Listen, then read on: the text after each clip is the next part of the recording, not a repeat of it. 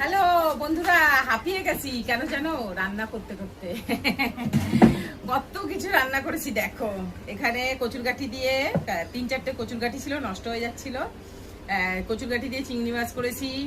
এখানে বেগুন ভাজা আর পেঁয়াজ কেটে নিয়েছি। আর এখানে দেখো ওই চাল কুমড়োর ডাটা চচ্চড়ি করেছি। এর মধ্যেই ওই 14 শাক দিয়ে দিয়েছি একটুখানি, যে আবার আলাদা করে করব আর করিনি।